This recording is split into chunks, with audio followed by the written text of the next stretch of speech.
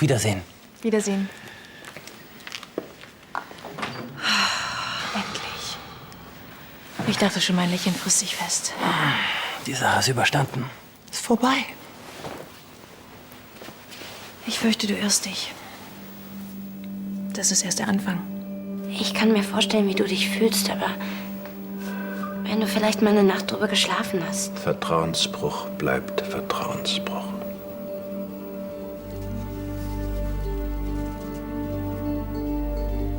Ich kann dir gar nicht sagen, wie dankbar ich bin, dass du jetzt bei mir bist.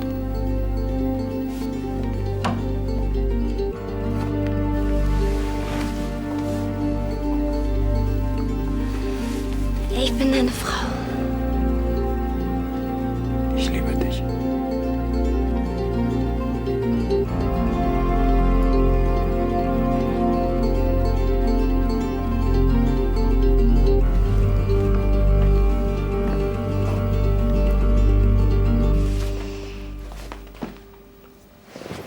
Ich könnte wetten, wir sind die Einzigen, die heute Sex haben.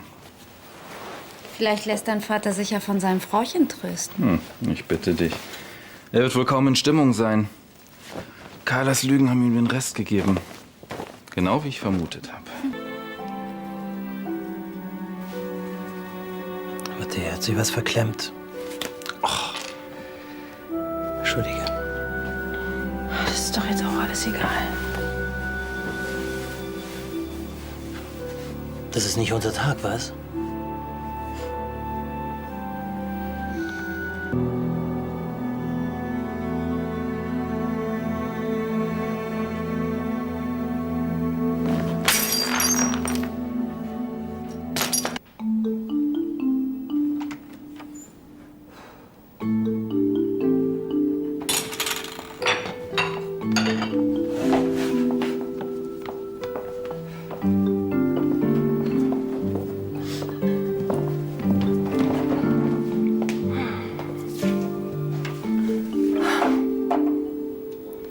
Was für ein Tag.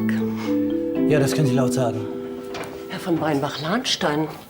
Eigentlich dachte ich, dass Sie in anderen Gemächern des Schlosses beschäftigt sind. Oh, ich gehe auch gleich wieder zurück zu Carla. Ich wollte mir meiner jungen Braut ein kleines Nachtmahl bereiten. Das ist eine hervorragende Idee. Allerdings weiß ich nicht, ob Sie die Gräfin mit dieser kleinen Möhre beeindrucken können. Ich bin ja auch noch nicht fertig. Lassen Sie mich das mal machen. Wissen Sie, was mir an den Hochzeiten der Lahnsteins am besten gefällt? Dass die Familie jedes Mal ein wenig größer wird. Für Sie mag es ja ganz normal sein, in einer intakten Familie mit offenen Armen aufgenommen zu werden. Aber glauben Sie mir, das ist alles andere als selbstverständlich. Ihre Hochzeit war einfach perfekt. Ich bin immer wieder beeindruckt, wie Graf Lahnstein das alles im Griff hat. Tja, das kann man so sagen. Und seine Toleranz ist bewundernswert. Oh ja. Nico gehört schon richtig zur Familie, obwohl sie mit einem Bauarbeiter zusammen ist. So. Nun will ich Sie aber nicht länger aufhalten. Gute Nacht. Nacht. Die Braut wartet.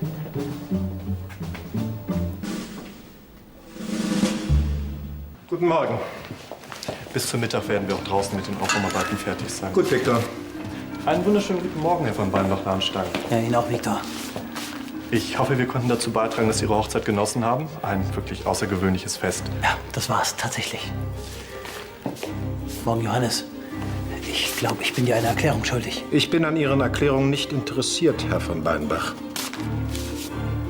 Ja, dann gehe ich mal ins Büro.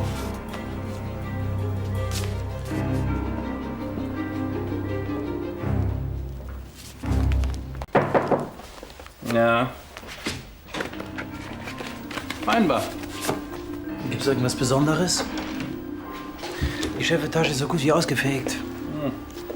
Vielleicht solltest du dich auch lieber um deine Frau kümmern. Carla wollte allein sein. Und auch sonst hatte ich das Gefühl, dass ich auf Königsbrunn nicht gerade erwünscht bin. Na, was hast du denn erwartet? Dass mein Vater den Alibi-Ehemann seiner lesbischen Tochter mit offenen Armen in die Familie aufnimmt? Weißt doch wie ich. Vom Flugzeug aus sehen alle Probleme klein und unbedeutend aus. Du hast Nerven. Die 2 Millionen Schwarzgeld, ja? Die sind seit Tagen überfällig und du denkst ans Fliegen. Ach ja, das weißt du ja noch gar nicht. Mein Vater ist auch, was das Schwarzgeld betrifft, erschreckend gut informiert.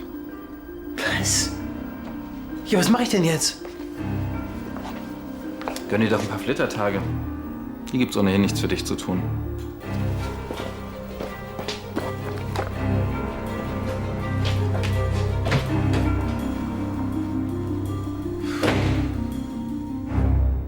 Charlie, du hörst doch ständig das Gras wachsen. Immerhin bist du gestern trotz Tanjas Drohung gut nach Hause gekommen. Lars, kapierst du denn nicht? Das ist Teil ihres Plans. Sie will mich verunsichern, wo sie kann. Da gehören aber immer 2 dazu. Naja, wenigstens bist du jetzt deine Schlinge los. Wenn ich Sie so ansehe, der Zauber einer Ehe scheint ja schnell zu verfliegen. Sie habe ich gesucht, wir haben ein Problem. Unsere Geldwäsche. Ist aufgeflogen. Erzählen Sie mir was Neues. Das wissen Sie schon. Ja, was soll man denn jetzt tun? Ich habe keine Lust, im Knast zu landen. Naja, es bleiben Ihnen noch Schlaftabletten. Sie könnten einen Strick nehmen oder vom Dach der Holding springen. Komm, machen Sie keine Witze. Und Sie sich nicht ins Hemd. Ansgar hat uns aus allem rausgehalten. Ja, das hat er bestimmt nicht aus Nächstenliebe getan. Ich meine, was wird er denn mit uns vorhaben? Uns? Entschuldigen Sie, mich können Sie da nicht mit einbeziehen. Er kann mir nichts anhaben. So wie Solidarität hätte ich ihm gar nicht zugetraut. Sie werden sicherlich eine Lösung finden. Habe ich Ihnen übrigens schon zu der gelungenen Hochzeit gratuliert? Die hohe Kunst einer Zweckehe. Allerdings ist es nicht nett, dass Sie Herrn Schneider damit reingezogen haben. Aber er hat ja Glück. Trauzeugen stehen ja glücklicherweise nicht unter Eid.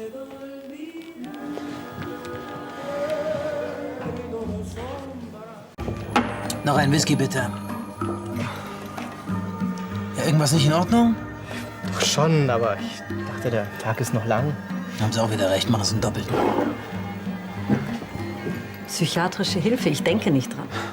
Lars, ich weiß, was ich weiß und ich werde mich gegen Tanja zur Wehr setzen. Charlie, du hast schon genug angerichtet. Ich möchte nicht noch einmal in eine Schusslinie geraten. Eine wunderschöne Hochzeit gestern. Wir sind gar nicht dazu gekommen, miteinander anzustoßen. Einen Moment, bitte.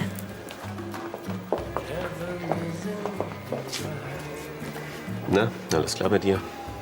Könnte nicht besser sein. Nach so einer fabelhaften Hochzeitsnacht. Ja, was, trinkst du einen mit?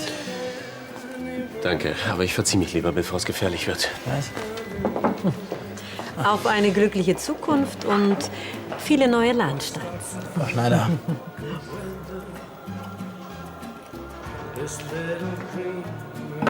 Nein, wirklich, Sie waren so ein schönes Paar vor dem Altar. Glücklicherweise hatte ich genügend Taschentücher dabei.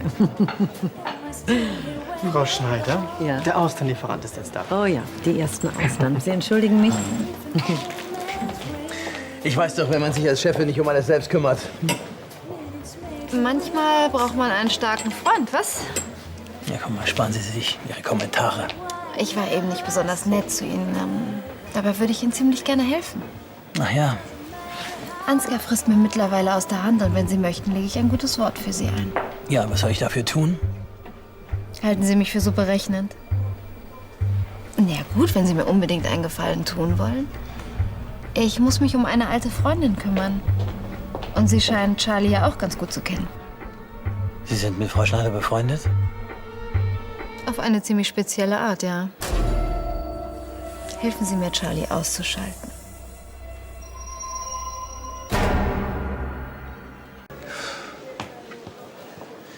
Sie wollen Charlie Schneider also einfach so das Licht ausknipsen? Meine Frage war, sind Sie dabei? Ohne mich. Ihr Plan funktioniert sowieso nicht. 100%ig. Ich kenne Charlie seit Ewigkeiten und ich weiß, wie sie tickt. Viel Glück. Sie sind doch sonst für jeden Spaß zu haben. Was hab ich denn mit der Schneider am Hut? Nichts, aber Sie könnten schon ein bisschen kooperativer sein. Oder stehen Sie auf Gefängniskost? Ach, machen Sie sich doch nicht lächerlich. Dann muss ich wohl deutlicher werden. Sie haben zwar die Kassette vernichtet, die Sie als Carlas Entführer belastet. Aber es gab doch noch einen Komplizen, der bei der Entführung angeschossen wurde. Wie war gleich sein Name, Walter Hartmann? Woher wissen Sie das? Ich habe immer noch sehr gute Kontakte in Düsseldorf. Und ich könnte einen zwischen ihm und der Polizei herstellen. Warum hat eigentlich noch keiner versucht, sie auszuschalten? Weil man sich mit Profis nicht anlegt. Erster Akt. Das ist ja eine Unverschämtheit! Wenn Sie glauben, Sie können so mit mir umspringen in der Holding, haben Sie sich getäuscht.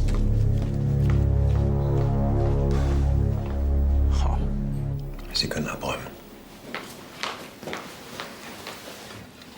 Danke. Super Stimmung. Soll ich das Gedeck der Gräfin stehen lassen? Nein. Carla erholt sich sicher noch von der Hochzeitsnacht. Das Thema hat hier nichts verloren. Entschuldigung, ich wusste nicht, dass das Thema tabu ist. Dann weißt du es jetzt. Vater, bitte. Vanessa weiß doch überhaupt nicht, worum es hier geht. Entschuldigt bitte die Verspätung.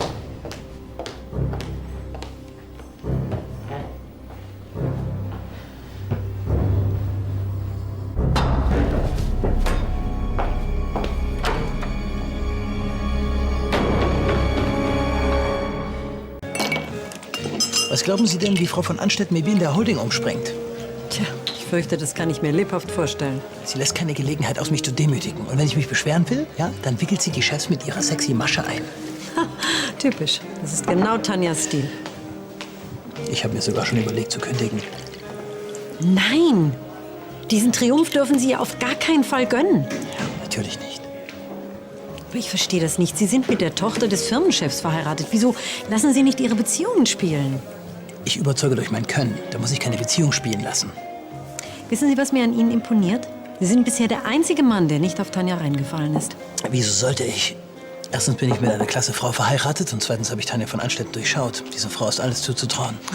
Aber was meinen Sie, wie oft ich mir anhören musste, ich sei paranoid, verrückt, sähe weiße Mäuse? Tanja von Anstetten ist gefährlich und skrupellos. Ja. Die will uns beide fertig machen. Wenn man nur irgendwas gegen sie in der Hand hätte, fällt Ihnen denn gar nichts ein?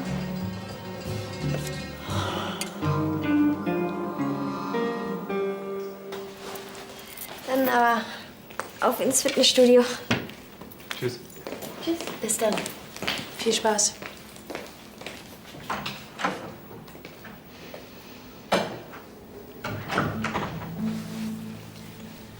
Danke nochmal für das Rosenherz.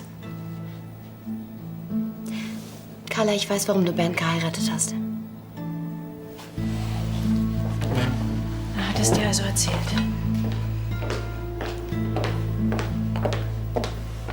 Er ist sehr enttäuscht. Er musste mit jemandem darüber reden. Ja, aber hätte Carla nicht zwingen müssen, diese Hochzeit durchzuziehen. Vater hätte einfach nie erfahren dürfen, dass Bernd nur mein Alibimann ist. Und ich habe dich immer noch gedrängt, ihm die Wahrheit zu sagen. Wenn ich gewusst hätte, dass er so stur ist. Er ist einfach geschockt.